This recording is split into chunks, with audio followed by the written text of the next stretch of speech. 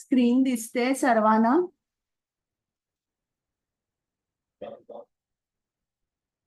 हो, दिसतंय. चालेल, मी मंगलाचरण म्हणते, मग क्षितिजा माताजी श्लोक पठण चालू करा. हरे कृष्ण. ओम अज्ञानतिमिरान्धस्य ज्ञानाञ्जनशलाकया चक्षुरुन्मिलितं येन तस्मै श्रीगुरवे नमः. श्रीचैतन्यमनोभीष्टं स्थापितं येन भूतले स्वयं रूप गदामह्यं ददाति स्वपदान्तिकम्. नमः ॐ विष्णुपादाय कृष्णपृष्ठाय भूतले श्रीमते भक्ति वेदान्त स्वामिन् नामिने. नमस्ते सारस्वते देवे गौरवाणी प्रचारिणे निर्विशेष शून्यवादी पाश्चातदेशतारिणे. हे कृष्णा करुणा सिंधु दीनबंधु जगत्पते गोपेश गोपिका कांत राधा कांत नमोस्तुते. तप्त कांचन गौरांगी राधे वृंदावनेश्वरी वृषभानुसुते देवी प्रणमामि हरिप्रिये. जय श्री कृष्ण चैतन्य प्रभु नित्यानंद श्री अद्वैत गदाधर श्रीवासादि गौर भक्त वृंद. हरे कृष्ण कृष्ण कृष्ण हरे हरे हरे राम राम राम हरे हरे. हरे कृष्ण. क्षितिजा माताजी. हो, हरे कृष्ण. 13.22 पुरुषः प्रकृतिस्थो हि भुङ्क्ते प्रकृतिजान् गुणान् कारणं गुणसङ्गोऽस्य सद् असद् योनिजन्मसु. 13.23 उपद्रष्टा अनुमन्ता च भर्ता भोक्ता महेश्वरः परमात्मेति च अपि उक्तः देहे अस्मिन् पुरुषः परः. 14.4 सर्वयोनिषु कौन्तेय मूर्तयः सम्भवन्ति यः तासां ब्रह्म महद् योनि अहं बीजप्रदः पिता. 14.26 मां च यो व्यभिचारेण भक्तियोगेन सेवते स गुणान् समतीत्य एतान् ब्रह्म भूयाय कल्पते. 15.1 श्री भगवान उवाच ऊर्ध्वमूल अधः शाखम् अश्वत्थं प्राहुरव्ययम् छन्दांसि यस्य पर्णानि यस्तं वेद स वेदवित्. 15.7 ममैवांशो जीवलोके जीवभूता सनातनः मनः षष्ठानि इन्द्रियाणि प्रकृतिस्थानि कर्षति. 16.21 त्रिविधं नरकस्येदं द्वारं नाशन आत्मनः कामः क्रोध तथा लोभ तस्मात् एतत्त्रयं त्यजेत्. 16.23 यः शास्त्रविधिमुत्सृज्य वर्तते कामकारतः न स सिद्धिं वाप्नोति न सुखं न परां गतिम्. 18.5 यज्ञदानतपः कर्म न त्याज्यं कार्यमेव तत् यज्ञो दानं तपश्चैव पावनानि मनीषिणाम्. यज्ञ दान तप या स्वरूपाच्या कर्मांचा त्याग करू नये. ती कर्मे केलीच पाहिजेत. यज्ञ दान आणि तप ही कर्मे तर महात्म्यांना देखील पवित्र करतात. 18.65 मन्मना भव मद्भक्तो मद्याजी मां नमस्कुरु मामे वैश्यसि सत्यं ते प्रतिजाने प्रियोसि मे. सदैव माझे चिंतन कर, माझा भक्त हो, माझे पूजन कर आणि मलाच नमस्कार कर. याप्रमाणे निश्चितपणे तू मला प्राप्त होशील. मी तुला हे प्रतिज्ञेने सांगतो, कारण तू माझा अत्यंत प्रिय सखा आहेस. 18.66 सर्वधर्मान् परित्यज्य मामेकं शरणं व्रज अहं त्वां सर्व पापेभ्यो मोक्षयिष्यामि मा शुच. सर्व प्रकारच्या धर्मांचा त्याग करून केवळ मलाच शरण ये. मी तुला सर्व पापांपासून मुक्त करीन. तू भयभीत होऊ नकोस. हरे कृष्ण. हरे कृष्ण. चालेल, आता हा 9वा श्लोक आपल्याला वाचायचा आहे. मी श्लोक म्हणते, मग कोणाला वाचायचंय त्यांनी हात वर करा. वैकुंठाजनितो वरा मधुपुरी तत्रापि रस उत्सवात् वृंदारण्यम उदारपाणी रमणात् तत्रापि गोवर्धनः राधाकुण्डम् इह अपि गोकुलपते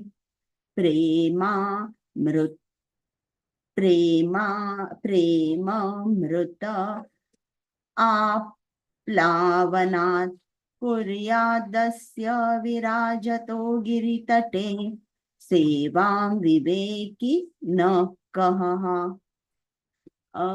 अनुवाद क्षितिजा माताजी. हा, हरे कृष्ण. अनुवाद आणि तात्पर्य द्वारा श्रीला प्रभुपाद की जय. मथुरा नामक पवित्र नगरी वैकुंठापेक्षा श्रेष्ठ आहे, कारण तिथे भगवान श्रीकृष्णांनी अवतार घेतला होता. मथुरा नगरीपेक्षा वृंदावनाचे दिव्य अरण्य श्रेष्ठ आहे, कारण श्रीकृष्णांनी तिथे रासलीला केली होती. आणि वृंदावनापेक्षा गोवर्धन पर्वत श्रेष्ठ आहे, कारण श्रीकृष्णांनी आपल्या दिव्य हातांनी तो वर उचलला होता व त्या ठिकाणी त्यांनी अनेक प्रेमलीला रचल्या होत्या. या सर्वांपेक्षाही श्री राधाकुंड श्रेष्ठ आहे, कारण ते ठिकाण गोकुलपती श्रीकृष्णांच्या प्रेमामृताने तुडुंब भरून गेले आहे. मग असा कोणता बुद्धिमान मनुष्य आहे जो गोवर्धन पर्वताच्या पायथ्याशी स्थित असलेल्या या दिव्य राधाकुंडाची सेवा करणार नाही. हरे कृष्ण. हरे कृष्ण. आता आपण वाचूया, आपला हा लवकर होईल आणि मग त्याच्यानंतर आपण लगेच 10वा श्लोक घेऊया. सुषमा माताजी वाचायचंय. हरे कृष्ण माताजी. वाचते. तात्पर्य श्रील प्रभुपाद यांचे द्वारा. आध्यात्मिक जगत वैकुंठ लोक भगवंतांच्या संपूर्ण सृष्टीच्या 3/4 इतके पसरले आहे व हा प्रदेश सर्वोत्तम समजला जातो. भौतिक जगताहून आध्यात्मिक जगत स्वभावतः श्रेष्ठ आहे. तथापि मथुरा आणि आसपासचा प्रदेश हा जरी भौतिक जगात प्रकट होत असला तरी त्याला वैकुंठापेक्षा श्रेष्ठ समजले जाते, कारण स्वयं पुरुषोत्तम भगवान यांनी तिथे अवतार घेतला होता. वृंदावनाच्या अंतर्गत भागातील अरण्य मथुरेपेक्षा श्रेष्ठ मानले जाते, कारण तिथे भगवंतांच्या लीलांकरिता प्रसिद्ध असलेली तालवन, मधुवन, बहुलावन इत्यादी 12 वने आहेत. याप्रमाणे वृंदावन अरण्याचा अंतर्भाग जरी मथुरेपेक्षा श्रेष्ठ मानला गेलेला असला तरी या वनाहून गोवर्धन पर्वत श्रेष्ठ आहे, कारण श्रीकृष्णांनी देवांचा राजा इंद्र याने क्रोधित होऊन केलेल्या मुसळधार पावसापासून व्रजवासियांचे रक्षण करण्यासाठी आपल्या कमळासारख्या हाताने गोवर्धन पर्वताला छत्रीसारखे उचलले होते. याच गोवर्धन गिरीवर श्रीकृष्ण आपल्या गोपमित्रांसह गायी चरतात. तिथेच ते आपल्या प्रियतम राधेसह प्रेमलीला करतात. गोवर्धनाच्या पायथ्याशी असलेले राधाकुंड वरील सर्वांहून श्रेष्ठ आहे, कारण या ठिकाणी कृष्ण प्रेम दुथडी भरून वाहते. उच्च कोटीचे भक्त राधाकुंडाजवळ निवास करण्यास प्राधान्य देतात, कारण हे स्थळ राधा आणि कृष्ण यांच्या रतिविलासांच्या अनेक स्मृतींचे स्थान आहे.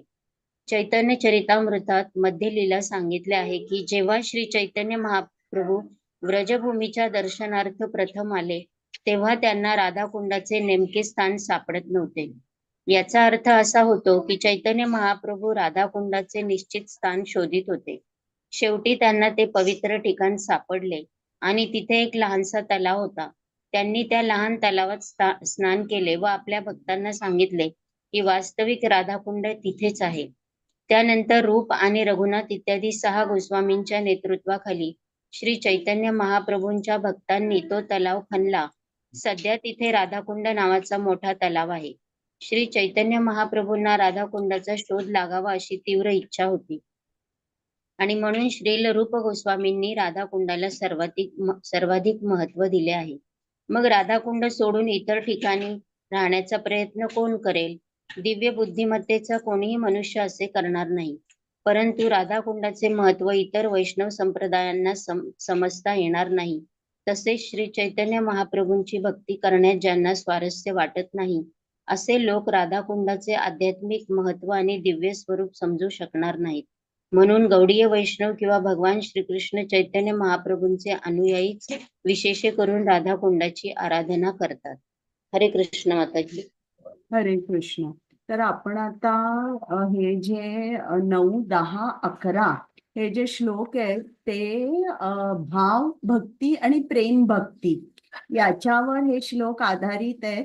समजायला थोडेसे अवघड असतील, पण तरी आपण जरासं ते वेगवेगळी उदाहरणं घेऊन समजून घ्यायचा प्रयत्न करू आणि मी पण तुम्हाला त्याप्रमाणे समजून सांगायचा प्रयत्न माझा आहे.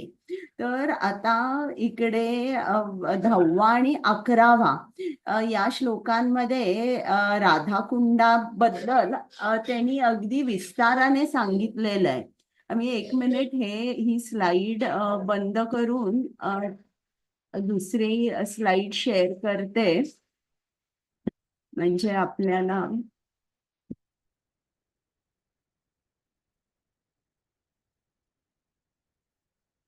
एक मिनिट.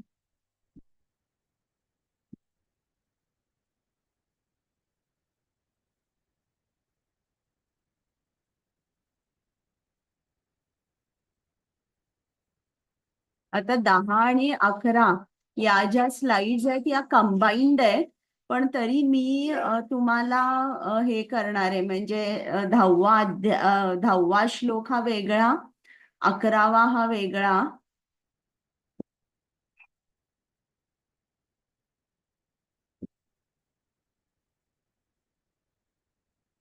स्क्रीन दिसते तुम्हाला?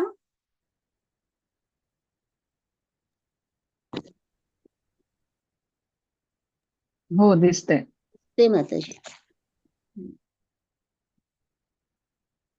हा, तर आता हा 10वा श्लोक सुरू करण्या अगोदर, म्हणजे आता हे आपण राधाकुंडावर बोलणार आहे की राधाकुंड हा श्रीकृष्णाला अत्यंत प्रिय आहे, किंवा आपल्याला सुद्धा सांगितलंय की तुम्हाला जर भक्ती करायची असेल तर राधाकुंड जवळ वास्तव्य करून तुम्ही भक्ती करा किंवा राधाकुंडाचा आश्रय घ्या.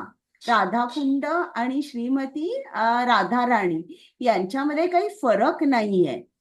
तर आता आपल्याला असं वाटेल की राधाकुंड म्हणजे नुसतं एक तलाव आहे ज्यात पाणी आहे आणि याचा संबंध प्रेम भक्तीशी कसा येतो. पण आता एक लक्षात घ्या की आध्यात्मिक जगामध्ये प्रत्येक जी गोष्ट आहे, कुठलेही, म्हणजे तुम्ही बासरी घ्या, मोराचं पीस घ्या, कृष्णाचं पितांबर घ्या, प्रत्येक किंवा कृष्णाचा कौस्तुभमणी घ्या, प्रत्येकाला एक रूप आहे किंवा एक पर्सनॅलिटी आहे.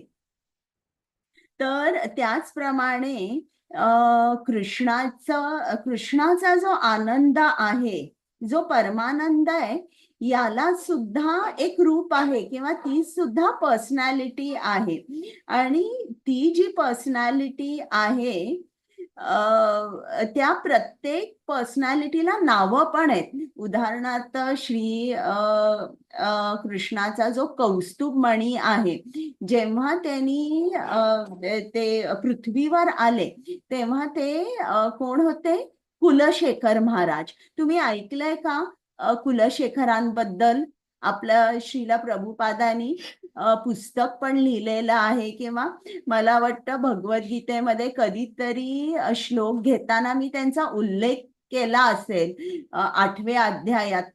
तुमच्या लक्षात आहे का? नाव आठवते राजा कुलशेखर, की त्यांनी हा, प्रार्थना मुकुंद केली माला होती. स्तोत्र. हा, बरोबर. त्यांनी प्रार्थना काय केली होती ती लक्षात आहे का? हा, ते म्हणाले होते कृष्णांना की माझं शरीर ज्या वेळेला मी वृद्ध होईल तेव्हा माझे इंद्रिय सगळे शिथिल हो. होतील आणि मग तुमचं स्मरण करणं मला अवघड होईल, तर आता मी माझं शरीर व्यवस्थित आहे, तर ह्याच वेळेला तुम्ही कृष्णा मला घेऊन चला, अशी बरोबर त्यांची बरोबर. तर आता इकडे मला सांगण्याचा तुम्हाला काय हेतू होता, की कुठलीही गोष्ट जी आध्यात्मिक जगात आहे त्याला एक पर्सनॅलिटी आहे. हा, आता ज्याप्रमाणे आपण इकडे निराळे उत्सव साजरा करतो, त्याचप्रमाणे आध्यात्मिक जगात सुद्धा उत्सव असतात आणि त्या उत्सवाला सुद्धा पर्सनॅलिटी आहे. आणि ही पर्सनॅलिटी जेव्हा भूतलावर आली तेव्हा त्या उत्सवाची जी पर्सनॅलिटी होती त्याचं नाव उद्धव होतं. तुम्हाला माहिती आहे ना, उद्धव हा सुद्धा श्रीकृष्णाचा अगदी जवळचा निकटचा मित्र होता किंवा सेक्रेटरी होता. श्रीकृष्ण त्याच्याबरोबर त्यांनी संदेश पाठवला होता वृंदावनात, जेव्हा त्यांना समजलं की गोपी काही खात पीत नाही आहेत आणि खूप दुःखी आहेत. म्हणजे तो त्यांचा आपण म्हणूया कॉन्फिडेन्शियल मेसेंजर होता. तर त्याचप्रमाणे राधाकुंड हे आपल्याला एक सरोवर किंवा एक पाणी म्हणून आपल्याला वाटेल, पण ते पाणी नसून श्रीकृष्णाचं प्रेम आहे जे त्या कुंडामध्ये साठलेलं आहे किंवा ते तिकडे वाहतंय. श्री कृष्णांचं प्रेम जे आहे त्यांनी जे रूप धारण केलं त्याला आपण म्हणूया राधाकुंड. तर हे खूप महत्वाचं आहे की आपल्याला राधाकुंडाकडे आपण केवळ एक कुठला तरी भौतिक ऑब्जेक्ट, एक मटेरियल ऑब्जेक्ट म्हणून न बघता आपल्याला असं बघितलं पाहिजे की ते कृष्णाचं प्रेम आहे. राधाकुंड म्हणजे काय? श्री कृष्णाचं प्रेम आहे. आता आपण गेल्या 9व्या अध्यायात बघितलं की आध्यात्मिक जगामध्ये मथुरेपेक्षा वैकुंठ श्रेष्ठ आहे. वैकुंठापेक्षा वृंदावन श्रेष्ठ आहे. वृंदावनापेक्षा गोवर्धन श्रेष्ठ आहे आणि गोवर्धनापेक्षा श्री राधाकुंड हे श्रेष्ठ आहे. आता हे आपण आता हळूहळू प्रेम भक्तीकडे वळतोय. तर आता हे जे 10वा श्लोक आहे, इकडे पहिलं यांनी सुरुवात जी केलेली आहे, आता आपण जी हायरार्की बघितली किंवा जे प्रोग्रेशन बघितलं ते म्हणजे आध्यात्मिक स्थानं जी आहेत त्यात राधाकुंड सर्वात श्रेष्ठ आहे. पण आता आपण भक्तांमध्ये बघणार आहोत सर्वात श्रेष्ठ कुठला भक्त आहे. तर यात श्रील प्रभुपादांनी सांगितलंय. पहिल्यांदा मी श्लोक वाचते आणि मग आपण हे करूया. एक मिनिट, इकडे श्लोक आणि अनुवाद दिलाय का बघते पुढे.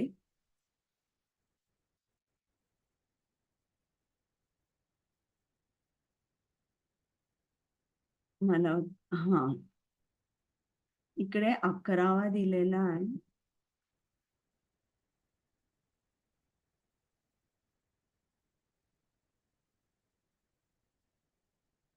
हम्म. 10वा श्लोक आहे. कर्मीभ्य परितो हरे प्रियतया व्यक्तिं ययुर्ज्ञानिनः ते यज्ञानिनस्तेभ्यो ज्ञान विमुक्त भक्ति परमा प्रेमैक निष्ठास्ततः तेभ्यस्ता पशुपाल पंकज दृशस्ताभ्योऽपि सा राधिका प्रेष्टा तद्विदियं तदि य सरसितां ना श्रयेत क कृती. आता याचा अनुवाद वाचायचा आहे. क्षितिजा माताजी आहेत का? नाहीतर इतर कोणाला वाचायचा आहे अनुवाद? कोणाकडे पुस्तक आहे का?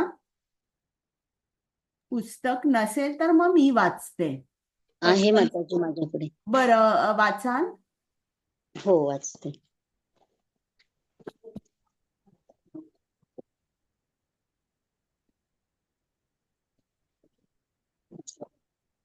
हरे कृष्ण. शास्त्रात असे म्हटले आहे की सर्व प्रकारच्या सकाम कर्मी लोकांमध्ये ज्याला उच्चतर जीवन मूल्यांचे प्रगत ज्ञान प्राप्त झालेले आहे तो भगवान हरींना विशेष प्रिय आहे. या लोकांना ज्ञानी म्हणतात आणि अशा अनेक ज्ञानीजनांपैकी जो ज्ञानाच्या बळावर खरोखर मुक्त झालेला आहे तो कदाचित भक्तिमय सेवेस प्रारंभ करू शकतो. तो इतरांपेक्षा श्रेष्ठ आहे. तथापि ज्याने प्रत्यक्षात विशुद्ध कृष्ण प्रेम प्राप्त केले आहे तो ज्ञानमुक्त व्यक्तीपेक्षा श्रेष्ठ आहे. उच्चतर भक्तांमध्ये गोपिका श्रेष्ठ आहेत कारण त्या गोपाळ कृष्णांवर सदैव आश्रित असतात. सर्व गोपींमध्ये श्रीमती राधाराणी श्रेष्ठ आहे कारण ती श्रीकृष्णांना सर्वाधिक प्रिय आहे. तिचे कुंड हे भगवान श्रीकृष्णांना तिच्या इतकेच प्रिय आहे. तर मग राधा कुंडाच्या तटावर निवास करण्यास आणि आनंदी भक्तिमय भावनेने भारलेल्या चिन्मय शरीराद्वारे प्रेरित होऊन श्री राधा गोविंद या दिव्य युगुलाची प्रेममयी सेवा करण्यास कोण नकार देईल. या ठिकाणी दिव्य युगुलाच्या अष्टकालीय लीला नित्य घडत असतात. खरोखर राधाकुंडाच्या तटावर भक्तिमय सेवा करणारे भक्त ब्रह्मांडामध्ये सर्वाधिक भाग्यवान होत.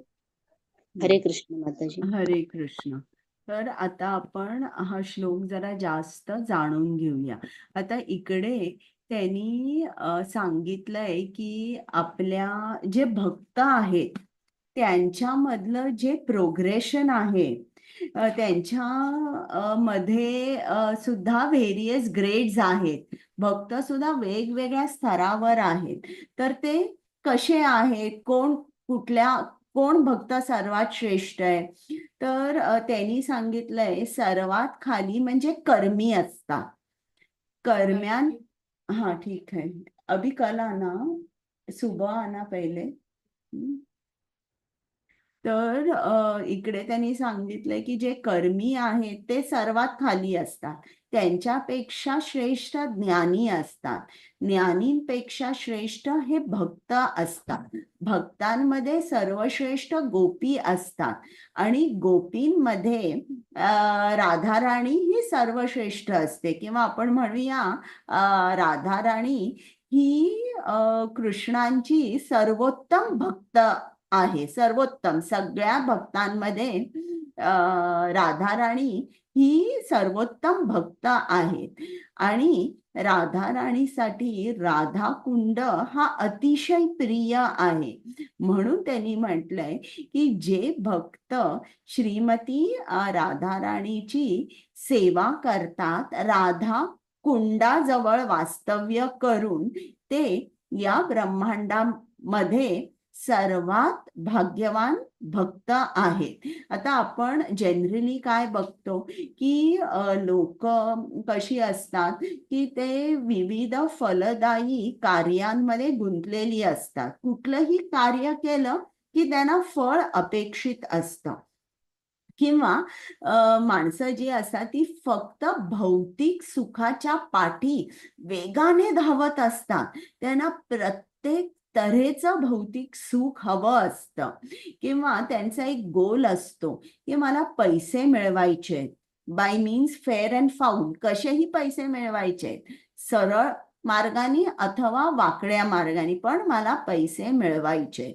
तर आता हा जर कधी कधी भक्तांमध्ये सुद्धा ती इच्छा असते की मला खूप पैसे मिळवायचे आहेत.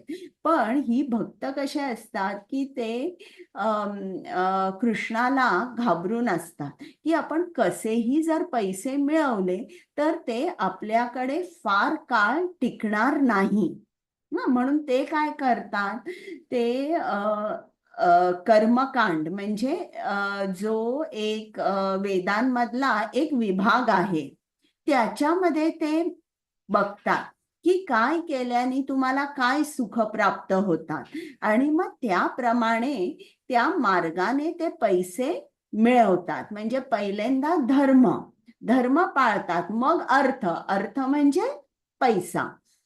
धर्माच्या मार्गाने ते पैसा मिळवतात म्हणून त्यांना कर्मी म्हटलेलं आहे. आणि काही लोक असतात ते विकर्मी, म्हणजे आपण ठरवलं ना पैसा कसाही मिळवायचा, मग आपण कोणालाही लुबाडायचं, कोणाचे पैसे लुटायचे, त्रास देऊन पैसे मिळवायचे. तर अशी जी लोक आहेत ते विकर्मी आहेत. किंवा काही लोक अगदी शास्त्रांवर त्यांचा विश्वास नसतो, मग ही लोक काय करतात, ते म्हणतात मी गोहत्या करीन, मी गाईचं मांस जे आहे ते एक्सपोर्ट करीन आणि त्याच्यावर मी लाखो रुपये कमवीन.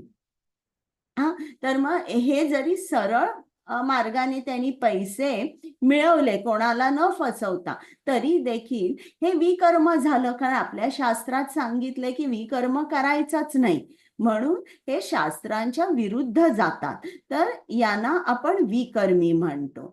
आता जे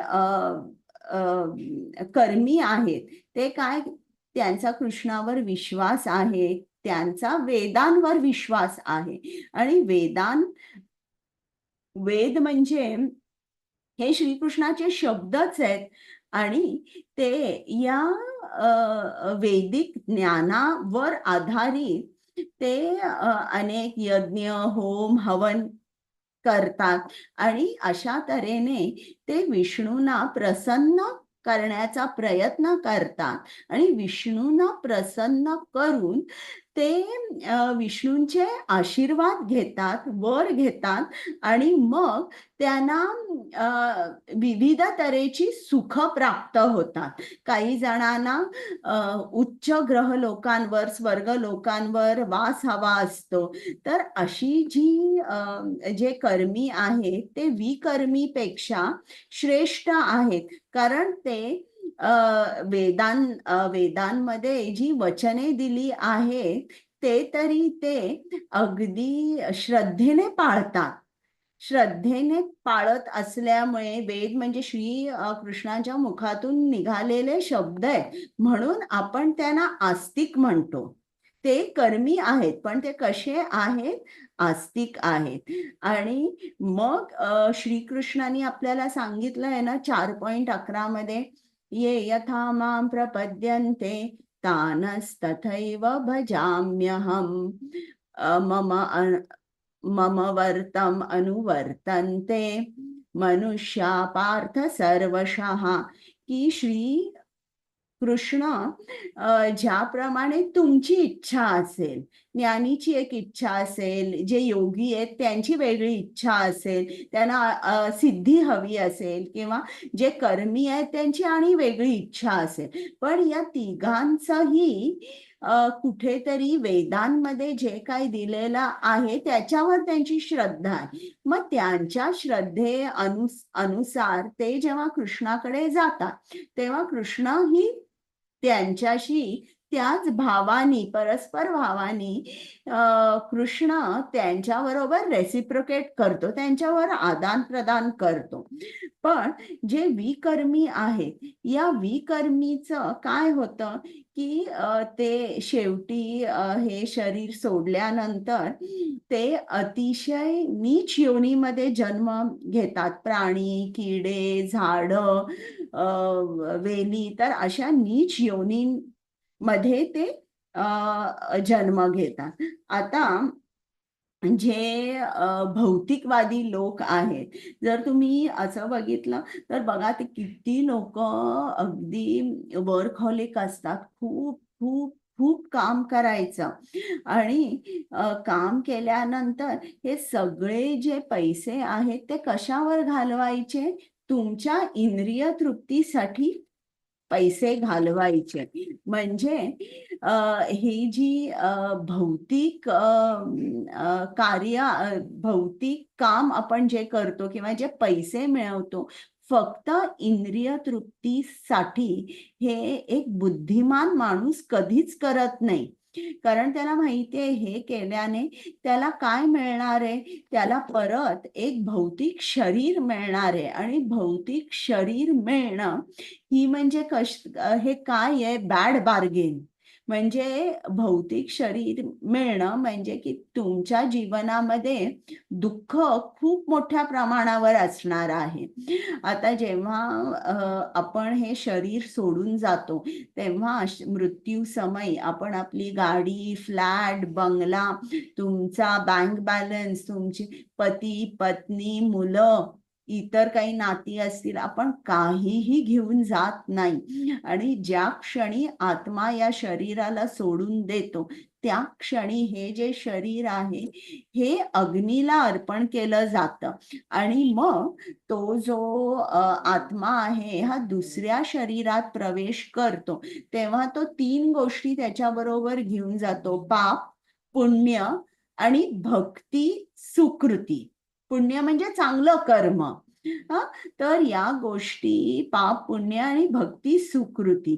पाप पुण्य तुम्हाला माहिती आहे की हे जेव्हा आपण खूप पुण्य करतो तेव्हा आपण स्वर्ग लोकावर जातो आणि स्वर्ग लोकात गेल्यानंतर ते जेव्हा पुण्य क्षीण होत जातं आणि संपतं तेव्हा आपण परत या पृथ्वीवर येतो. तसंच जेव्हा आपण पाप करतो तेव्हा कधीतरी आपल्याला नीच योनीमध्ये जन्म घ्यावा लागतो आणि मग परत ते पापाचे परिणाम भोगल्यानंतर किंवा या मनुष्य जन्मात सुद्धा काही पाप केल्यामुळे आपल्याला अनेक संकटांना सामोरं जावं लागतं आणि मग तो काळ संपला म्हणजे तुमचे पापाचे परिणाम त्याचा बॅलन्स शून्य झाला की मग आपल्याला परत आपण आपलं जे आयुष्य आहे त्यात पुढे आणि काही कर्म करत राहतो. तर पाप आणि पुण्य कसं आहे हे क्षीण होतं, पण भक्ती सुकृती जी आहे ही कधीच क्षीण होत नाही. तुम्हाला माहितीये जे काय आपण भगवंतांसाठी करतो ते शाश्वत असतं. आपण 17व्या अध्यायात शिकलेलो आहे की जे काय तुम्ही करता किंवा अकर्म, काय असतं जेव्हा आपण अकर्म करतो तेव्हा त्याचे परिणाम आपल्याला भोगावे लागत नाही. आता तुम्हाला एका ग्रीक माणसाची एक गोष्ट सांगते म्हणजे आपलं जीवन कसं आहे आपल्याला लक्षात येतं. एक सिसिफस नावाचा एक ग्रीक माणूस होता की ज्यांनी एकदा खूप मोठा गुन्हा केला होता आणि त्यांनी तो गुन्हा केल्यामुळे त्याला खूप मोठी शिक्षा झाली. तर शिक्षा काय होती की एक भला मोठा दगड होता आणि हा जो दगड होता खूप असा उबड-दोबड खूप मोठा होता. तो त्याला डोंगराच्या खालून वरपर्यंत घेऊन जायचा होता उचलून. हां, आणि मग वर गेल्यावर वरून त्याला परत खाली सोडायचा होता. मग तो जो मोठा असा दगड होता खाली गडगडत आल्यावर परत त्याला तेच करायचं होतं. परत तो उचलून वर घेऊन जायचा आणि परत वरून खाली सोडायचा. हां, आणि त्याला हे करायला खूप कष्ट लागत होते. बरं, मध्येच जर तो थांबला, थकला, बसला तर राजाचे शिपाई होते की जे त्याला चाबकाने मारायचे की तू कशाला बसलास? उठ, चाल आता तू. तर बघा हे किती काम मूर्खासारखं आहे ना. म्हणजे यात काय मिळतं, एक गुन्हेगार आहे आणि तो काय करतोय, एक दगड उचलून वर नेतोय आणि तोच दगड परत खाली सोडतोय. तर आपण म्हणू बाबा हे काय मूर्खासारखं काम आहे, पण त्या सिसिफसला ते काम करणं भागच होतं कारण तो त्याला दंड दिला गेला होता. हां, आता आपलं सुद्धा जे जीवन आहे ते एकदम सिसिफसशी मिळतं जुळतं आहे. बघा, लहानपणापासून आपण शाळेत जातो, आपण खूप अभ्यास करतो, आपण डिग्री मिळवतो, पोस्ट ग्रॅज्युएशन करतो, कदाचित PhD करतो, त्याच्यानंतर राबून नोकरी करतो, घर सांभाळतो. म्हणजे किती स्ट्रगल आहे. त्यात कुठेही आपल्याला असं शांत बसता येतं का की आता मी काही वर्ष नोकरी करणार नाही? नाही, आपल्याला उठून रोज सकाळी नोकरी करावीच लागते. तर आपलं जे जीवन आहे ते असं आहे, खूप आपण नोकरी करतोय, पैसे मिळवतोय, खूप स्ट्रगल आहे, पण मृत्यू समय काय होतं, सगळं शून्य होतं. यातल्यापैकी ही जी भौतिक कार्य मी तुम्हाला आता सांगितली, त्यापैकी काहीतरी आपला आत्मा बरोबर घेऊन जाऊ शकतो का? सांगा बरं. तुम्ही खूप जणांसाठी स्वयंपाक करत असाल, खूप जणांकडे खूप चांगलं वागत असाल, हे चांगलं काम झालं, पुण्य काम झालं हे. तुम्हाला इतर लोकांकडून सुद्धा तीच वर्तणूक मिळणार आहे. परंतु हे जे काय तुम्ही करताय, मृत्यू समय याची व्हॅल्यू काय होते? 0. म्हणजे ज्याप्रमाणे दगड उचलून मोठा ओबडधोबड तो दगड आपल्या खांद्यावर उचलून तो सिसिफस वर घेऊन जातोय, किती किती प्रयत्न करतोय, किती जोर लावतोय, किती कष्ट होत आहे, पण वर गेल्यानंतर तो परत दगड त्याला खाली सोडावा लागतो. म्हणजे एवढे प्रयत्न करून तो जे काय घेऊन जातोय त्याची व्हॅल्यू काय होते? 0 होते. त्याचप्रमाणे आपलंही तसंच होतंय आणि मग परत पुढचं आयुष्य चालू होतंय. परत पुढच्या आयुष्यात शिक्षण, नोकरी, तुमचं जी स्ट्रगल आहे ती चालूच राहते. तर आता हे जे आहे असं आपण करत गेलो तर मग आपण जे आपलं मानव शरीर आपल्याला मिळालंय त्याचं ध्येयच नष्ट होतो ना.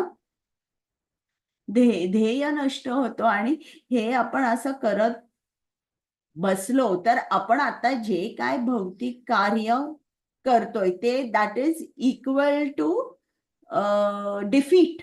म्हणजे जे काय आपण करतो आपल्याला वाटतं मी केवढं करते किंवा मी किती करते, पण ऍक्च्युली व्हॅल्यू काय आहे याची? 0 आहे. तर आपल्याला लक्षात ठेवलं पाहिजे की आपण शास्त्रांचा अभ्यास केला पाहिजे. आपल्याला स्वतःहून अभ्यास करता येत नसेल तर तुम्ही कुठेतरी इस्कॉन मध्ये जा किंवा इतर जे प्रगत भक्त आहेत त्यांना विचारा की मी कुठली कार्य केली पाहिजे. आता आपण जी भौतिक कार्य करतो ते फक्त आपल्या शरीरासाठी करतो. ईट, ड्रिंक, स्लीप, बी मेरी, हे आपलं आता चाललेलं आहे. पण आपल्याला लक्षात ठेवलं पाहिजे की आपल्याला हे करून उपयोग नाही. आपल्याला 9व्या अध्यायात सुद्धा यांनी सांगितलेलं आहे, श्रीकृष्णाने सांगितलेलं आहे की जेव्हा आपले जे पुण्य क्षीण होतात तेव्हा आपल्याला परत पृथ्वीवर यावं लागतं. पुनरपि जननम पुनरपि मरणम. तर या सायकलमध्ये आपण अडकतो. कधीतरी आपल्याला जन्म राजाचा मिळतो, कधी भिकाऱ्याचा मिळतो, कधी कुत्र्या मांजराचा मिळतो. कुठला जन्म आपल्याला मिळणार आहे आपल्याला ठाऊक नसतं, पण आपल्या हातामध्ये काय आहे ते तरी आपण नक्कीच करू शकतो. तर आता हे कर्मींचं झालं. इकडे त्यांनी हा चार्ट दाखवलेला आहे. या चार्ट मध्ये त्यांनी दाखवलंय की जे रजोगुणात असतात ते कर्मी असतात किंवा ते कामी असतात. ते कर्मांमध्ये गुंतलेले असतात आणि त्यांचा जास्तीत जास्त ते कुठे जाऊ शकतात? स्वर्गलोक. आता ज्ञानी हे सत्वगुणात असतात, त्यांचा अभ्यास चाललेला असतो आणि जास्तीत जास्त ते कुठे जाऊ शकतात? ब्रह्मन. पण एक भक्त असतो, तो कुठल्या गुणात असतो? 3 गुणांच्या पलीकडे तो असतो, तो शुद्ध सत्वात असतो आणि तो कुठे जातो? गोलोक वृंदावनात आणि त्याला श्रीकृष्णाची प्राप्ती होते. तर आता ज्ञानी जे आहेत त्यांना आत्मतत्व समजतं. म्हणजे ते कुठल्या लेव्हल पर्यंत आलेले असतात की मी हे शरीर नाही, मी आत्मा आहे. पण हे जे त्यांचं ज्ञान आहे, जरी ते म्हणतात की मी आत्मा आहे, मी हे शरीर नाही, तरी हे त्यांचं ज्ञान अजूनही अशुद्ध आहे आणि तोपर्यंत अशुद्ध मानलं जातं जोपर्यंत ते भक्ती सेवेपर्यंत पोचत नाही. श्रीकृष्णांच्या भक्ती सेवेपर्यंत जोपर्यंत ते पोचत नाही किंवा जोवर ते श्रीकृष्णांच्या चरण कमलांची भक्ती करत नाहीत तोपर्यंत किंवा प्रेममय भक्ती सेवा करत नाही तोपर्यंत त्यांचं जे ज्ञान आहे ते अशुद्ध मानलं जातं. मग हे त्यांचं ज्ञान जरी ते या स्तरावर आहेत, मी हे शरीर नाही, मी आत्मा आहे, तर हे ज्ञान अशुद्ध का मानलं जातं? कारण ज्ञानी आहेत ते असं म्हणतात की श्री कृष्ण जे आहेत हे निर्गुण आहेत, हे निराकार आहेत, हे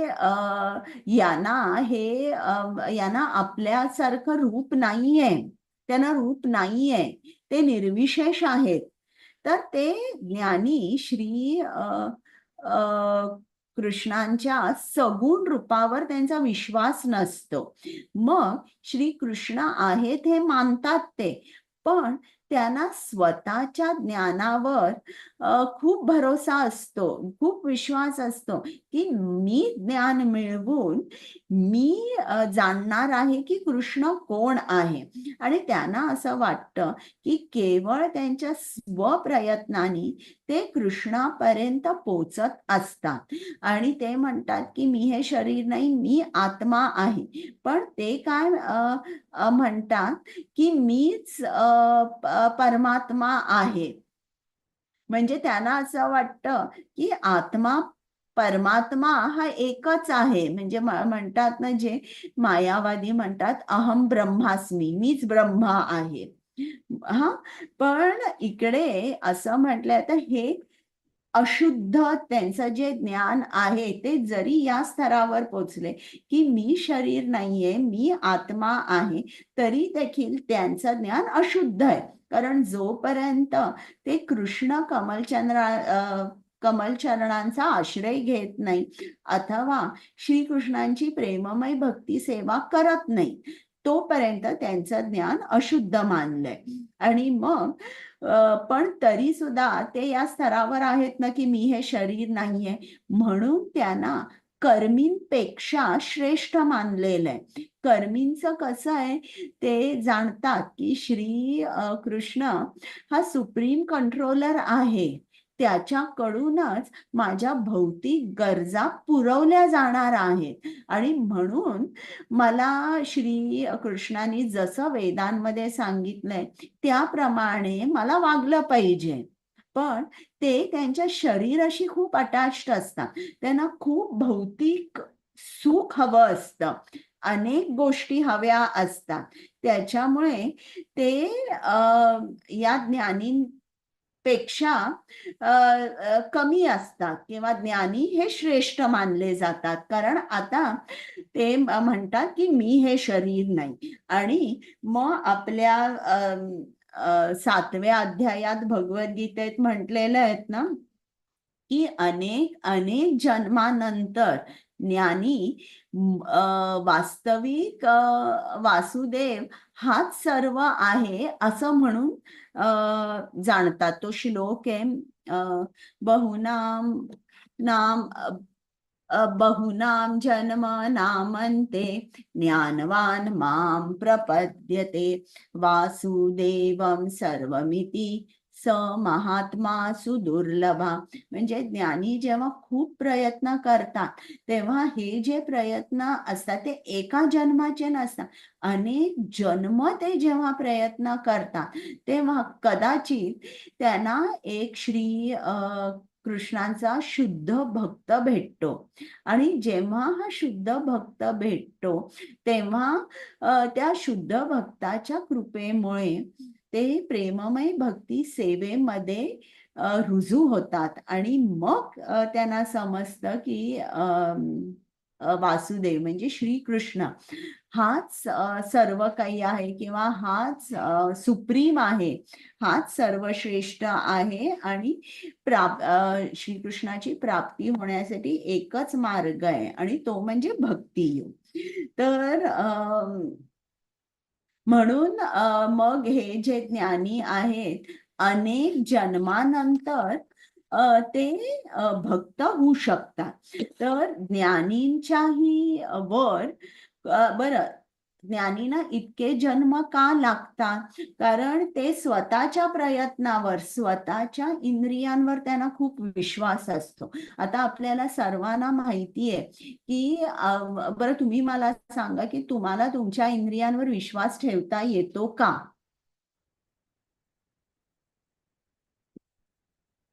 सांगा बरं.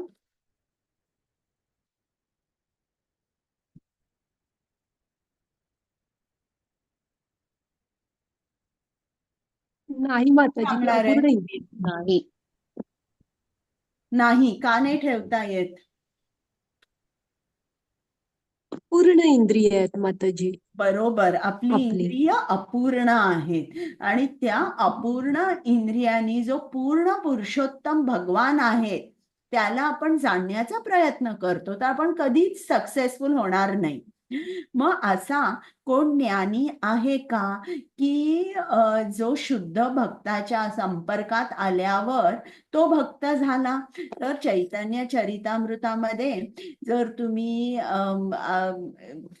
ऐकलं असेल किंवा वाचलं असेल तर सार्वभौम भट्टाचार्य हे खूप मोठे ज्ञानी होते, पण जेव्हा ते चैतन्य महाप्रभूच्या संपर्कात आले तेव्हा चैतन्य महाप्रभूंनी त्यांना शिकवण दिली आणि मग त्यांचं रूपांतर झालं इनटू अ फर्स्ट क्लास वैष्णव, म्हणजे मग ते एकदम उत्तम अधिकारी झाले.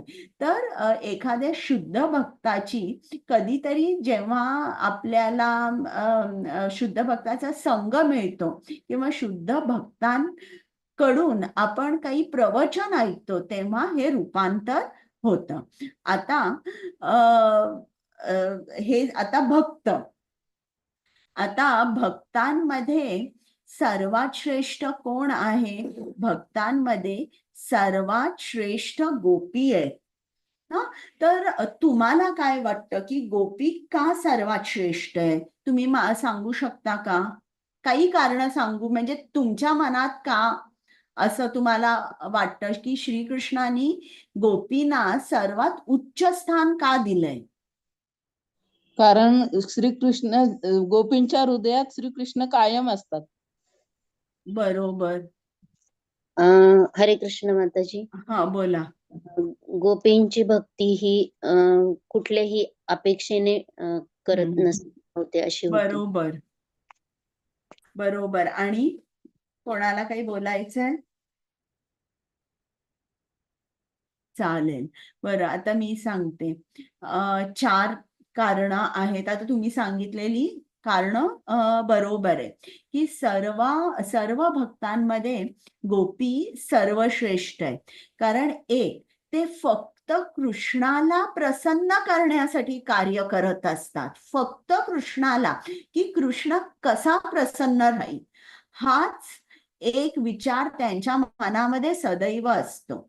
मग ते जे काही कृष्णाच्या प्रसन्नतेसाठी करतात त्याबद्दल ते निरपेक्ष असतात. त्यांना असं वाटत नाही की ते एक्सपेक्ट करत नाही की मला काहीतरी परत मिळालं पाहिजे. हे केवळ आणि केवळ मी कृष्णाच्या आनंदासाठी करते, हे पहिलं कारण झालं. दुसरं म्हणजे ते विचार करत नाही की हे करून मला काय मिळणार आहे, किंबहुना त्यांची आशाच नसते की मला काहीतरी मिळावं म्हणून मी कृष्णाला प्रसन्न करते. तिसरं कारण की जेव्हा ते खूप खूप मोठ्या संकटात असतात किंवा खूप क्लेशामध्ये असतात अशा मध्ये सुद्धा ते श्रीकृष्णाला विसरत नाहीत. त्याच्यानंतर ते तन मन धन शब्द सर्व तऱ्हेने ते कृष्णाची सेवा करत असतात आणि त्यांना इन रिटर्न काय हवं असतं, तर एकच गोष्ट हवी असते, त्यांना आणखी सेवा हवी असते. श्रीकृष्णाची आणखी आणखी सेवा हवी असते. हीच गोष्ट त्यांना रिटर्न गिफ्ट म्हणून हवी असते, किंवा हीच एक आशा असते की मी सेवा केल्याने श्रीकृष्ण प्रसन्न व्हावे आणि त्यांनी मला आणखी सेवा द्यावी. आता याच्या एक्झॅक्टली अपोजिट आपण या भौतिक जगामध्ये बघतो. जेव्हा कुठलंही संकट एखाद्या माणसावर येतं किंवा तो खूप क्लेशामध्ये असतो, तेव्हा तो काय करतो, इदर तो श्रीकृष्णाला नावं ठेवतो, किंवा तो म्हणतो आता मी एवढ्या संकटात आहे, कुठे मी श्रीकृष्णाचं स्तोत्र म्हणू, कुठे वेळ आहे मला मंदिरात जायला, कुठे वेळ आहे मला आणखी काही करायला, मी इतक्या मोठ्या संकटात आहे. पण या गोपी तशा नव्हत्या. त्या श्रीकृष्णाच्या सदैव स्मरणात, श्रीकृष्णाला आपल्या स्मरणात सदैव ठेवत असे. मग त्या आनंदात असतील नाहीतर दुःखात असतील, हे त्यांचा आनंद दुःख येणार जाणार, पण कृष्ण स्मरण हे त्यांच्यात सदैव राहणार ना. तर अशा तऱ्हेच्या त्या गोपी होत्या. आणि श्रीकृष्णाने सांगितलंय की आता जेव्हा त्या कृष्ण, आता कालच शरद पौर्णिमा झाली ना, रासलीलेचा प्रारंभ झाला. तर शरद पौर्णिमेच्या रात्री जेव्हा श्रीकृष्णाने बासरी वाजवली, तेव्हा या सगळ्या ज्या गोपी आहेत, हे सर्व काही सोडून त्यांच्या नवऱ्यांना, मुलांना, कोणी घरी असेल आपले आई बाबा, त्या सगळ्यांना सोडून मध्यरात्री त्या वृंदावनाच्या वनात गेल्या. आणि श्रीकृष्ण त्यांना म्हणाले की तुम्ही कशाला सर्वांना सोडून आला, आणि हे काय सभ्य मुलींचं लक्षण आहे का? मी काय तुम्हाला बोलवलं नाही, तुम्ही जा जा, परत जा. तेव्हा त्या आणि श्रीकृष्ण म्हणाले की तुमचे पती काय म्हणतील, किंवा तुमची आई, तुमचे वडील काय म्हणतील, तुमचा भाऊ काय म्हणेल. तेव्हा त्या म्हणाल्या की आम्ही तुझ्याकडे आलोय, तू जगतपती आहेस. हे जे आमचे पती आहेत किंवा जे कोण आहेत ते फक्त या जन्माचे आहेत, तुम्ही तर आमचे जगतपती आहात, आणि तुमच्याकडे आल्यावर आम्हाला निश्चितच पूर्ण रक्षण मिळणार आहे, आम्हाला आता परत जायचं नाहीये. तर या भावाने ते आल्या, त्यांनी सर्वांना सोडलं आणि मग त्या आल्या. मग ईशोपनिषामध्ये एक मंत्र आहे, ओम पूर्णमद पूर्णमिदं पूर्णात् पूर्णमुदच्यते पूर्णस्य पूर्णमादाय पूर्णमेवावशिष्यते. म्हणजे त्यात श्रीकृष्णाने काय सांगितलं की मी पूर्ण आहे. आणि म्हणजे आता श्रीकृष्णाकडे, आता इकडे आपण बघतो की एक खूप श्रीमंत माणूस आहे आणि त्याच्याकडे खूप खूप पैसे आहेत. आता त्यांनी जर आपले पैसे वाटायला सुरुवात केली, तर असं होईलच ना की त्याचे जे पैसे आहेत ते तितकेच नाही राहणार. आपण असं म्हणूया तो खूप बिलियनेअर आहे आणि आता तो रिटायर झालेला आहे, आणि जे पैसे तो आता गरिबांना वाटतोय, त्याचा बँक बॅलन्स थोडा थोडा थोडा कमी होत राहणार. पण कृष्ण तसा नाहीये. ओम पूर्णमिदं पूर्णमद, तो कसा आहे, पूर्ण आहे. आणि त्याच्यातून काही काढलं, म्हणजे उदाहरणार्थ त्यांनी पैसे जर आपल्याला दिले तरी तो पूर्णच राहणार आहे, तरी त्यामध्ये काही कमी होणार नाही. कृष्ण जेव्हा काही देतो तेव्हा त्याच्यामधलं काही कमी होणार नाहीये. तर असं, आणि इकडे श्रीकृष्ण आपल्याला काय सांगतायत की या ज्या गोपी आहेत हे सर्व काही सोडून या माझ्याकडे आलेल्या आहेत, आणि आता त्यांच्याकडे काहीच नाहीये. मी त्या स्तरावर जाऊ शकत नाही जिकडे माझ्याकडे काहीच उरणार नाहीये. तुमच्या लक्षात येत आहे का? जेव्हा मी ईशोपनिषद तुम्हाला सांगेन तेव्हा मी तुम्हाला या मंत्राचा अर्थ सांगेन, पण आत्तापुरतं तुम्हाला समजतंय का कृष्ण हे गोपींना सर्वश्रेष्ठ भक्त का मानतायत? कारण त्यांनी सगळं सोडलं आणि कृष्णाकडे धावत गेल्या त्या, आणि त्यांनी पर्वा नाही केली की आता काय होईल माझं.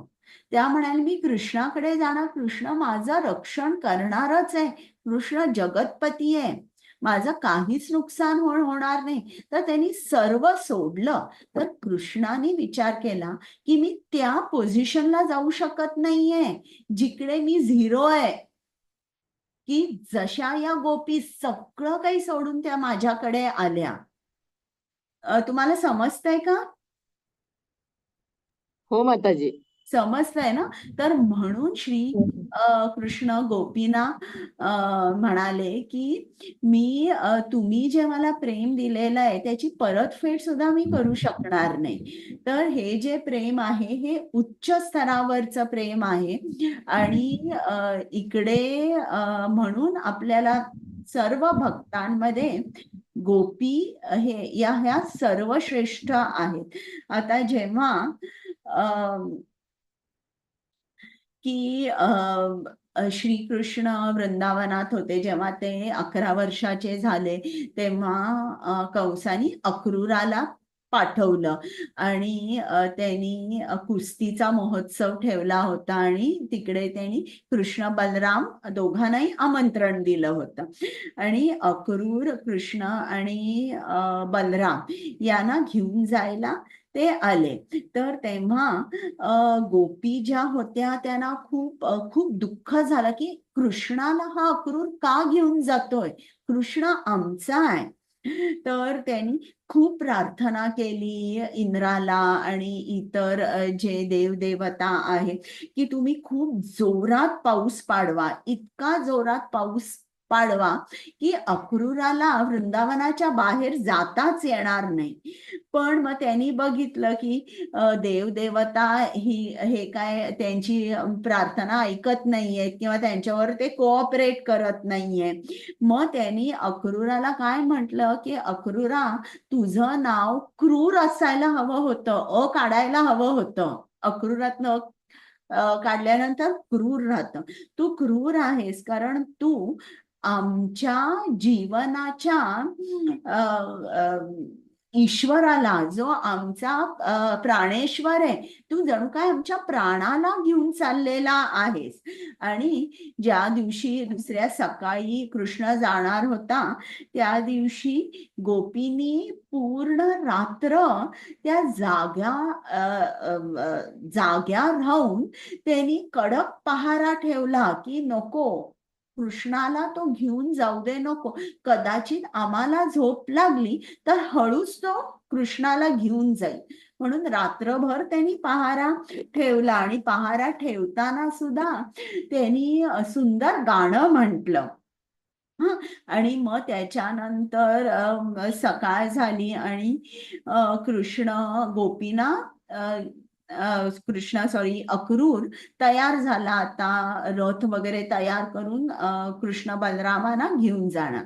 आता या ज्या गोपी होत्या त्यावेळेला ते सगळे लाज लज्जा विसरून जोरात रडायला लागल्या. त्या आतापर्यंत अशा इतरांसमोर पब्लिक मध्ये कृष्णावर आपलं प्रेम आहे हे त्यांनी कधीच दाखवलं नव्हतं. पण आता मात्र त्यांनी ते एक्सप्रेस केलं, म्हणजे नॅचरली ते बाहेर आलं. सर्व लोकांसमोर त्यांनी त्या रडायला लागल्या. त्यांनी श्रीकृष्णाला जोराने हाक मारली, हे गोविंद, हे माधव, हे दामोदर. आणि आता मात्र त्यांची लाज वगैरे सगळी गेली, त्या जोरात रडायला लागले आणि त्यांना वाटलं की नंद महाराज हे अक्रूरावर विश्वास ठेवून हे आपला जीवाचा तुकडा अक्रूराला कसा काय देतायत, कृष्ण काही परत येणार नाही.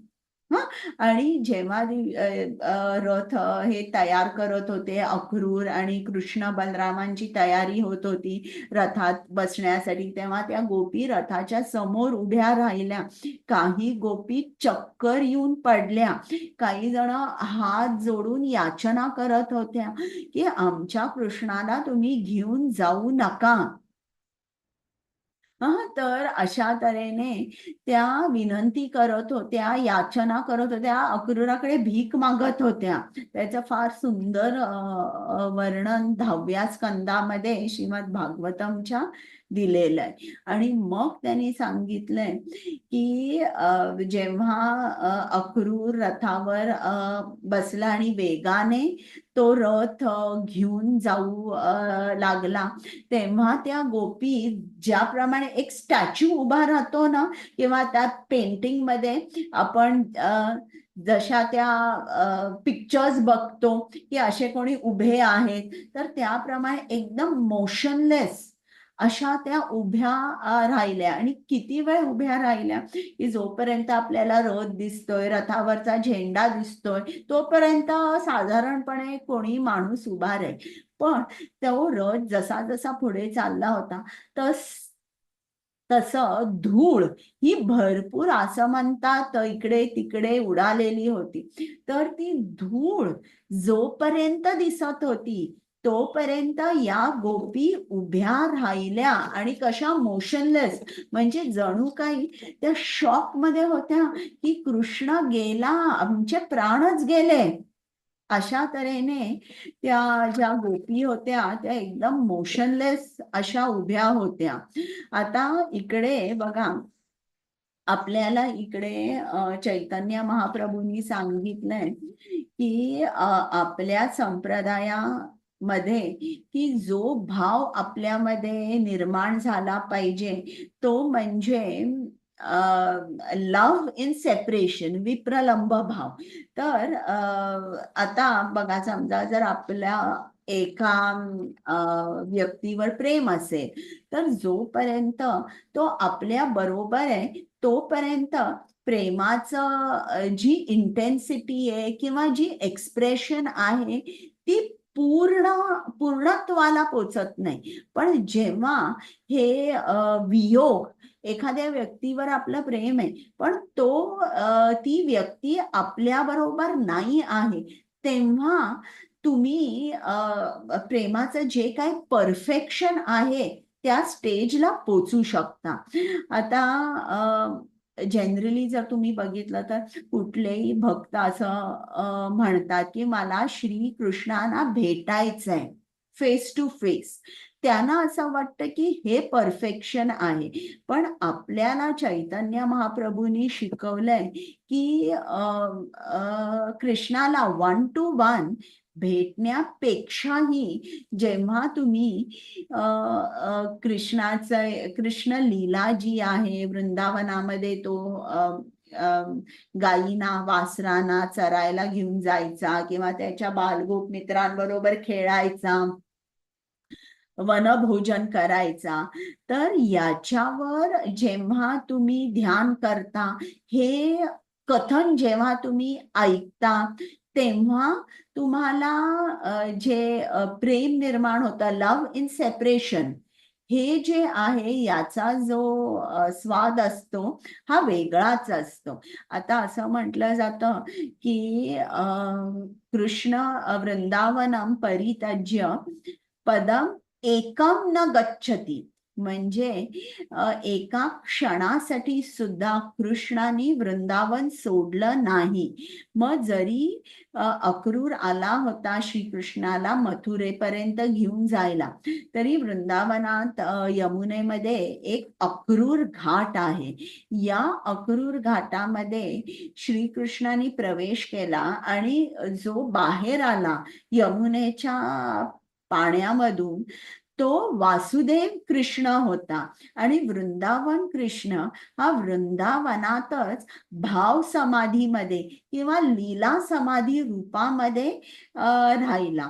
म्हणून जेव्हा या गोपी कृष्णाच्या लीलांचं स्मरण करत असेल तेव्हा त्यांना ऍक्च्युली कृष्ण दिसायचा आणि ऍक्च्युली कृष्ण दिसत असल्यामुळे त्या पूर्ण कृष्णामध्ये ऍब्सॉर्ब व्हायच्या. बघा, लव्ह इन सेपरेशन कसं आहे, स्मरण करून सुद्धा तुमचं ऍब्सॉर्प्शन 100% असतं, पण ती व्यक्ती जर समोर असेल तर कदाचित तुमचं ऍब्सॉर्प्शन 100% होणार नाही, म्हणजे जास्त करून 100% होणार नाही. तर इकडे म्हणजे अजूनही असं म्हटलं जातं की श्री कृष्ण त्याच्या भाव रूपामध्ये वृंदावन मध्ये आहे आणि जीव गोस्वामी म्हणतात की आपल्याला या भौतिक जगामध्ये राहायचंय आणि आपली इच्छा आहे की मला कृष्णाकडे जायचंय, मला कृष्णाला भेटायचंय.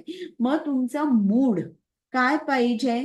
त्यागाचा तुमचा मूड पाहिजे किंवा तुम्हाला असं सारखं वाटलं पाहिजे की कुठल्या तऱ्हेने मी श्री कृष्णाला प्रसन्न करू जेणेकरून मी गोलोक वृंदावनात जाईन किंवा कृष्ण धामामध्ये जाईन. म्हणजे एक्सटर्नली काय केलं पाहिजे?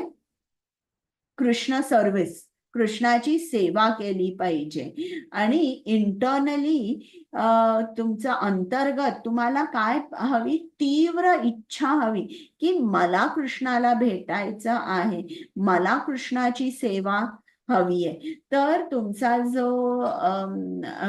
जो अंतर्गत भाव आहे आणि बाह्य सेवा आहे, अंतर्गत भाव प्लस बाह्य सेवा इज इक्वल टू अ डिव्होटी, म्हणजे एक भक्त होतो, या दोन्ही मिळून. तर आपण बघायचं की आपल्यामध्ये फक्त एक्सटर्नल सेवा आहे, इंटरनल भाव आहे का?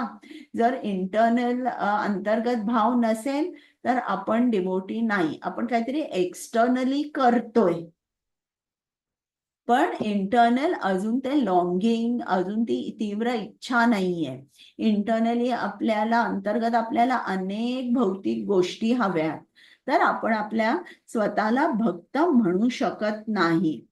मग जेव्हा श्रीकृष्ण अनेक अनेक वर्षांनी, म्हणजे श्रीकृष्ण जवळजवळ 11 वर्षाचे असताना ते मथुरेला गेले, म्हणजे वृंदावन सोडलं आणि मग जवळजवळ 100 वर्षाच्या वर ते जेव्हा होते, 120 असतील किंवा 110 असतील, तेव्हा ते कुरुक्षेत्रामध्ये ते या वृंदावन वासी व्रजवासियांना भेटले.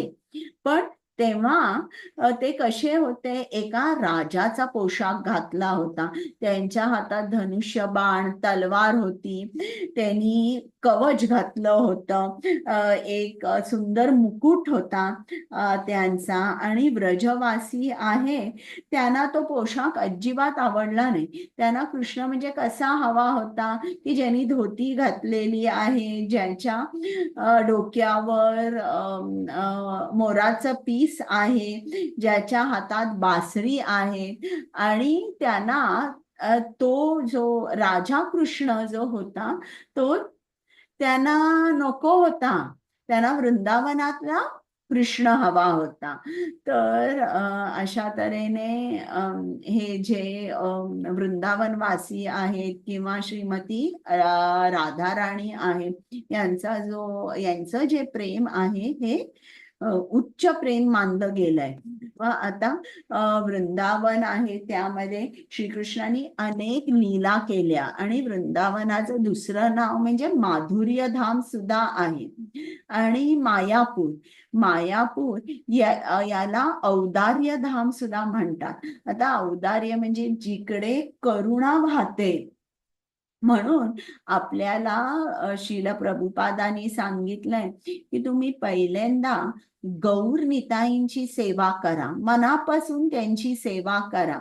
कारण ते अपराध घेत नाही. आपण होतं ना कधीतरी जप करताना आपल्याला पटकन झोप लागते, किंवा कधीतरी आपलं लक्ष नसतं, आपलं चित्त नसतं, काहीतरी झालेलं असतं, मग आपल्या मनामध्ये दुसरे विचार येत असतात. तर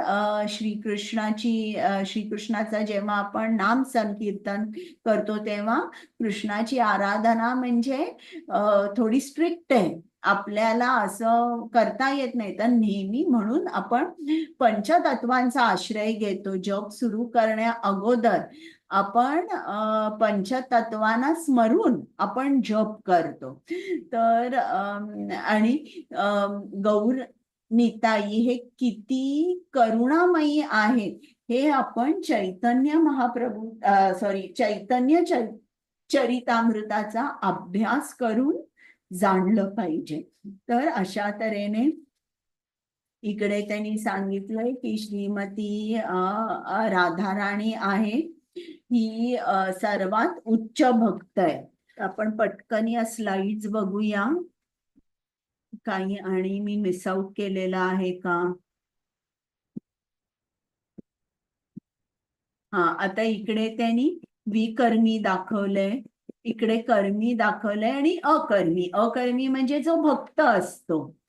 तर या विकर्मीपेक्षा कर्मी बरा आहे, आणि कर्मीपेक्षा कोण बरा आहे? भक्त बरा आहे.